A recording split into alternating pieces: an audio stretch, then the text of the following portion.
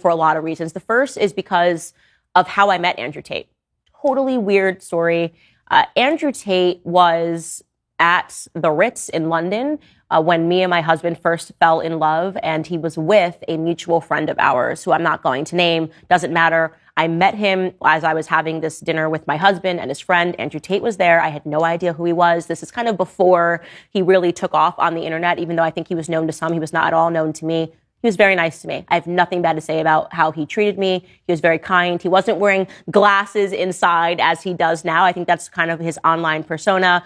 But he was very kind. I didn't speak to him very much, obviously. I was in love with my husband, like falling in love. So I spoke to my husband the entire time. But, and here's a very interesting but, I had my assistant at the time with me who happened to be Romanian. She's born in Romania, speaks Romanian, happened to have been in the United States, because she was playing tennis at university. And then she worked for me for a couple of years, and she wasn't a very good assistant. That's why she's not with me anymore. And she was also a young woman who was obsessed with Instagram, this kind of a girl that would pose seductively on the internet, right? And she spent a lot of the time that we were there talking to him, right? They were having a conversation. I don't know if he was speaking to her in Romanian. I don't even know if he speaks Romanian, but I do know that he spoke to her. And at the end of this dinner, as I am not paying attention because I've got butterflies in my stomach and I'm falling in love with my husband, she comes over to me afterwards and she says, this guy, Andrew Tate, I think he's a pimp in Romania. I said, what? And she's like, no, I think he's like actually a pimp in Romania.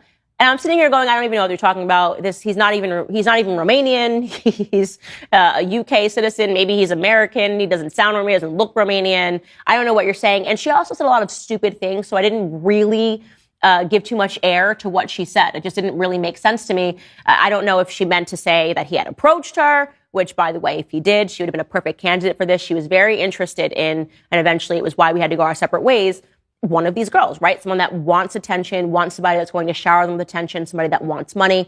And so I just remember that one comment. It's something that she said, and I didn't look further into it because it wasn't relevant to me and it wasn't relevant to my life. So you fast forward to today, and I see these allegations of him being a rapist, human sex trafficking, whatever in Romania.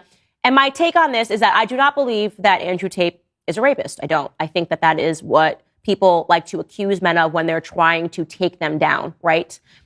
Do I believe that Andrew Tate is exactly what he tells us that he is in his videos when he talks about women and he says that he thinks that women should be subservient to men, and that in his relationships, he says that he has tons of children, and that he says that in his relationships, he expects to be the more dominant one. I'm paraphrasing here, but Andrew Tate is not hiding exactly who Andrew Tate is, and always has been. And clearly he communicated exactly what it was and whatever it was that he does in Romania to my assistant, giving her the option. Maybe she wants to join. For all I know, maybe in Romania, which may be perhaps the reason he moved to Romania, whatever he was doing, being a modern Hugh Hefner, is legal. I'm taking a guess here. I don't know. But if you're a guy and you hold citizenship in America or in the United Kingdom and you decide to uproot to Romania, it's got to be because you can do a little more dodgy stuff in Romania. It's the Eastern Quarter. This is how things work, right? Romania is like Ukraine. It's an incredibly corrupt country. The governments are entirely corrupt. Now, the risk that you run is that what you are doing in Ukraine might be legal if your goal is to be a Hugh Hefner. And I think that what he did, I believe that Andrew Tate was always upfront with all of these women in the same way that when you go to work for the Playboy Mansion, they're pretty upfront with the fact that you're going to be walking around in a bikini wearing bunny ears when Hugh Hefner was alive. I believe he always communicated that and he was always upfront, right? But when you decide to do that in Romania, the risk that you run is that it's Romania. And any day when the government realizes that you have money in Romania, if you are flashing your wealth on the internet in the capacity that Andrew Tate flashes wealth on the internet, the government will make up charges to seize your wealth. And that is exactly what is happening to Andrew Tate right now. He is having his cars seized. He is having his money seized. I think they've taken over his compound, I read. There's no reason for them to do this if they're trying to discover whether or not he was a part of a human sex trafficking ring, if they're trying to discover whether or not he raped anybody. There would be absolutely no reason for them to seize his cars. It's not relevant until at least the conclusion, right, of the investigation. It's absolutely not relevant. But it's Romania. The Romanian government is corrupt. The Romanian government has to do what the Romanian government does, right? These are the Zelenskys of the world, people in that region. they steal from people, and that is the truth. What I found interesting is that because the media does hate Andrew Tate, and they have hated him long before any of this became public. They hate him again because he describes himself as an anti-feminist. He tells women that they should be beautiful. He tells men that they should be more dominant. And the internet and the media does not like that. They keep revealing private conversations that Andrew Tate has had with women. I guess that's supposed to be the media's form of evidentiary support to the idea that he's a rapist. And what ran in an article last night was a transcript of a woman basically saying that she didn't want to get a tattoo. Allegedly, all of the girls that Andrew Tate is with, they have a tattoo of his name on their body. And she says, no, I want to keep my body pure. And he's like, well, I'm paraphrasing here. If you're going to be with me, your body belongs to me and you need to get this tattoo. I do not find that to be evidence that he is a rapist, and we need to stop being so sloppy when we say that people are rapists, and we need to accept the fact that there are a lot of women that have this fetish. There are women that like to be dominated over. I had a person that I was friends with at university who was in my class, and we became friends because I was so shocked at the stories that she would tell me about her 3 different boyfriends that she managed, unbeknownst to all of them. And she was very into kinky stuff. She liked the idea of men being dominant over her. It was all of the BDSM stuff. She was into it. She liked to have those conversations when he would tell her what he was going to do with her, or when he would tell her to shut up. This was a part of her sexual kink, right?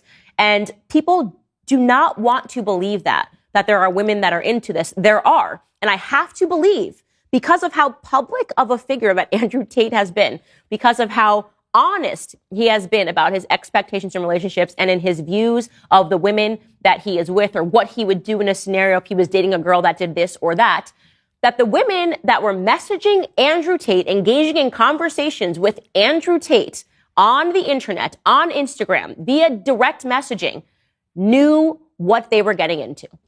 And I feel that is important to say, because I am so sick of this idea that we should always accept that in every situation a woman is a victim. I'm not empowered by that. I don't find that to be empowering, right? The Me Too movement to me disempowered women, because it said women never know what they're doing. They just are always little flowers, and men take advantage. The truth is that women take advantage too. And the easiest thing for women to sell to get what they want is sex, right? This is what Tag the Sponsor proves. I want to be rich. I want to have money, and I don't want to work. So I'm going to sell sex. I have no talent and I want to be an actress. So I'm going to sell sex. There's even an element of this, by the way, when you start hearing stories about how Harry and Meghan got together. We spoke about this yesterday when he talks about how he showed up at her hotel in London, Soho House. And as soon as he opened the door, she threw herself on him and got naked. Yeah, because Meghan wanted to get with a prince. You know, she was kind of like, this is my last shot in life. I'm 40 years old, almost 40 years old. I'm going to get with this prince and make him love me. And I'm going to have sex with him, premarital sex with him, because that's what I want to do. And clearly it worked, right? Sex is a power that women have. Being beautiful is a power. Being aesthetic, being feminine is a power that women have. And women tend to wield that power heavily throughout society. And so I want to be very clear that I do not agree with Andrew Tate's lifestyle. Not whatsoever. Not as a Christian person do I agree with Andrew Tate's lifestyle.